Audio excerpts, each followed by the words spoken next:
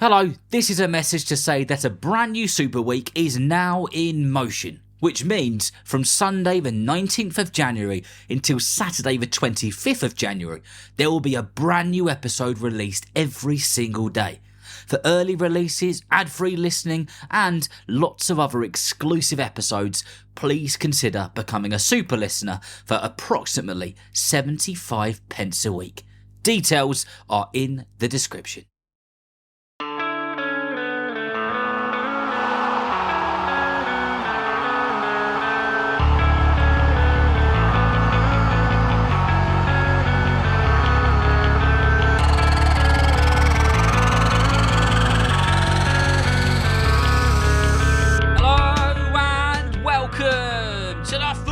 Kids podcast with me, Darren Rees, and welcome to part 2 on the story of a legend that is Sir Matt Busby, one of the greatest football managers who ever lived. And in terms of a person on the podcast, the most historic figure in football we've ever explored. If you haven't listened to episode 1 yet, then please do go and check that out before continuing with this episode. But before we get into part 2, let's have a quick look at some of your shout-outs, messages and your reviews. These ones are all from Apple Podcasts, so thank you to everybody who listens on there and to everybody who's left a 5-star review. This one is from Football Queen 2014 and it says 5 stars. I love your show. Hi Darren, I'm Ava and I love your show. I play for an under-10s team and I love to listen to you on the way to my matches. I would love for you to give a shout out to all my friends and coaches at my football club, North East Leeds Lionesses, as I think they're all amazing. Thanks and bye, Ava. Well Ava, first of all, a massive shout out to you and every single person at East Leeds Lionesses, including all the players, the parents, the coaches and every single person involved to keep the club going. I'm sure everybody is doing an amazing job and it sounds like you are doing an amazing job as well. And the next one is from Penelope, age 9. 5 stars. It says, hi Darren, my name is Penelope and I listen to your podcast whenever I can. I'm a huge fan of Wolves. Please can you do an episode on our manager? Well Penelope, age 9, giving the podcast 5 stars on Apple, thank you very much. A massive shout out to you, a huge shout out to every single person you know, your parents, your football team if you got one, your coaches and every single person involved in your world. Thank you so much indeed for leaving me an Apple Podcast 5-star review, it means a lot. And the next one says AFCB 5 stars. Hi Darren, I'm Henry and I'm 8 years old and I support AFC Bournemouth. Please can you do an episode about the legendary Steve Fletcher?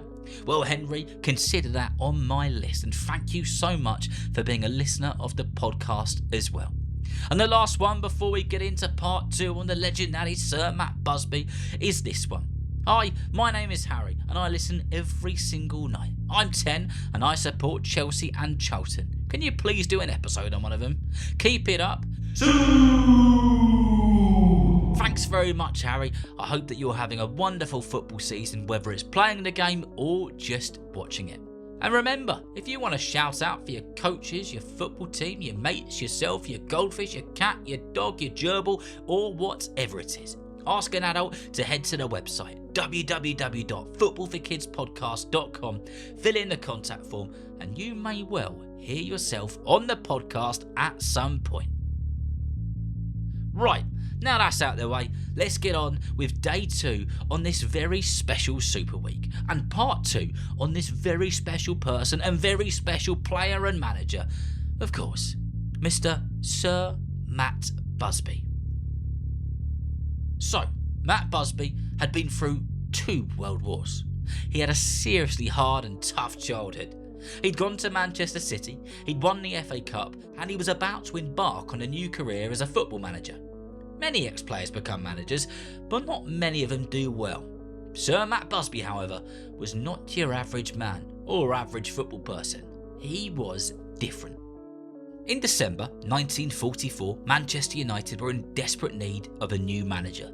Things weren't going very well for them at all. They needed someone who really knew and understood football. One of the people at Manchester United wrote a letter to Matt Busby asking for a meeting with him. But he didn't tell him much about what they wanted to meet him about, other than quite simply a job, as they were worried about the letter which they had sent falling into the wrong hands and not being opened by Matt. Now, what you got to remember is this is the way that people had to communicate back in the day. The invention of a telephone was made, but only very, very wealthy people had a telephone, and everyone wrote letters to each other. That's just the way things went.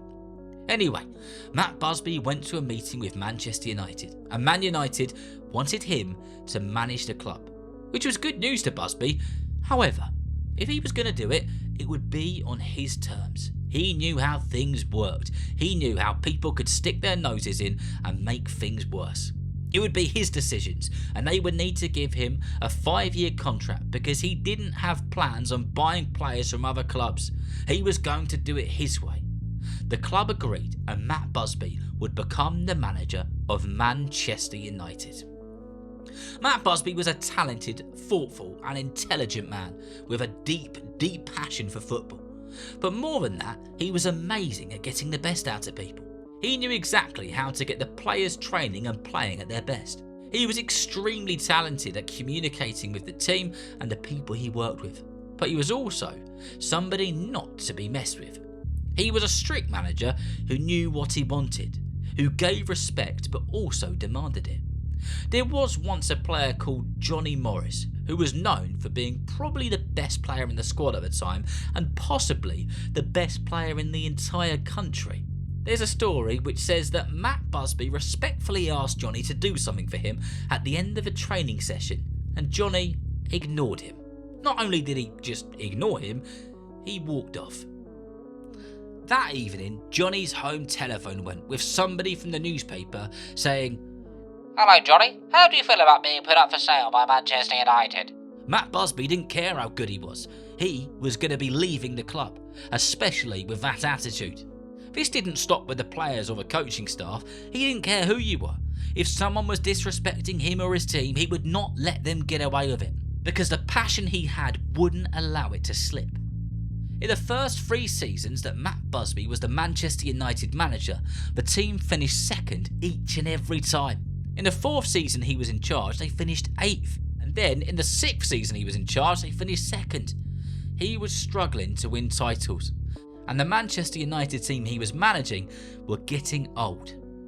Matt Busby knew he needed a plan, and the plan was that he would have a very heavy focus on the young talented players and getting them signed to the club. Busby and his right-hand men went all over the country and beyond, watching and signing the best young players. The young players would live in shared houses and be looked after by good local people. These people weren't just there to look after the youngsters. They would feed them and keep them going and all of that other stuff, but they were there to keep an eye on them. If one of the players was seen to be rude or not having the right manners, Matt Busby would hear about it. He would have them in his office and he would have a chat with them about it. If they were sneaking off until late before matches, he would have them in the office and he'd have a chat with them about it. He developed a team of young, talented, physically fit footballers, but people with the right morals, respectful attitude and everything else he knew they needed for them to be a success. The talented youngsters who eventually became Manchester United regulars were known as the Busby Babes, a young team full of seriously determined players who wanted to win at all costs. The Busby Babes were on fire. They won the league 2 years in a row. There was even a song written and released about them, which was played on the radio. The stadium was being filled every game with excited fans. Manchester United were not only winning, but they were pure entertainment. If the squad were not playing to their full potential or they ever looked like they could try more, Busby at half time would remind them in a very serious way that thousands of people have paid to come in and watch them. They've spent their hard-earned money coming to see you, coming to see their team win. He would remind the players that they love what they do for a job, and there's many people coming to watch them today who don't love their jobs, and this is the one thing they look forward to. At least try your hardest. Busby installed an incredible attitude into his players. He made them want to win no matter what. Overall, he made a team full of winners. Matt Busby's Manchester United were almost unstoppable. They were becoming the England's version of Real Madrid. They were a dominant force. But in 1958, something very sad happened, which I won't speak about in the podcast. I'll leave it for your adults to fill in the gap if they wish to. Matt Busby had to rebuild the Manchester United team, and not far off, start again. He had to start from scratch almost. Sir Bobby Charlton, who we've spoken about on the podcast, was a big part of his team, as were other players. Busby rebuilt the team. Even after an extremely tough time, he was able to have players, staff and fans thinking positively. He was a master at getting the best out of footballing humans, and a footballing genius as well. In 1968, Matt Busby led Manchester United to the European Cup final. Manchester United beat Benfica 4-1 and became the first English club in history to win the European title. After this, Matt Busby would be knighted and became Sir Matt Busby. In 1971, Sir Matt called it a day in football. He had achieved what no other manager had done before. He'd been through seriously terrible times and come out the other side. He'd installed belief in people and changed the game for the better. Like in all of our episodes, there's something to learn from Sir Matt's story. Sir Matt has taught us that life can be tough, but keep going. Keep doing what you believe in. No matter how hard things can get, you've got this. And if you've got the right attitude, you will achieve great things.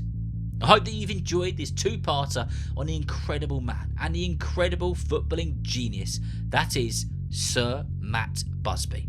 What a story it is, and what a legend he was. So remember, if you know somebody who loves football just as much as you do, then please tell them about Football for Kids. And whether you're playing football soon, watching it on the telly, or pitch side, I hope that you enjoy the game. See you next time.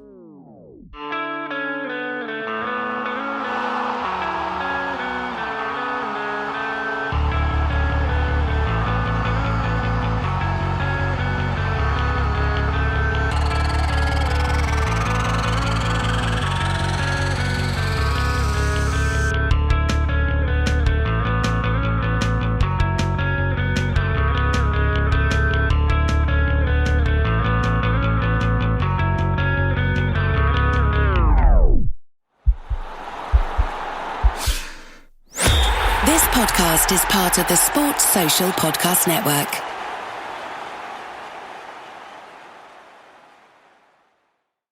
You just realized your business needed to hire someone yesterday.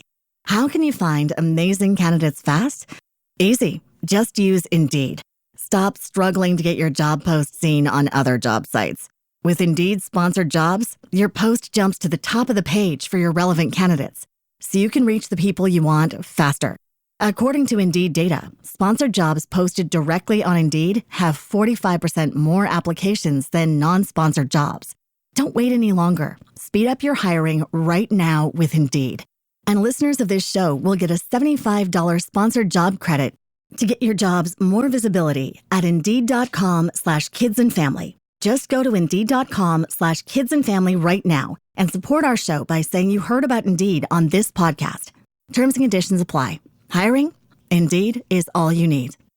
At your job, do you ever have to deal with a nose roller? How about a snub pulley? Well, if you're installing a new conveyor belt system, dealing with the different components can sound like you're speaking a foreign language. Luckily, you've got a team ready to help. Grainger's technical product specialists are fluent in maintenance, repair, and operations. So whenever you want to talk shop, just reach out.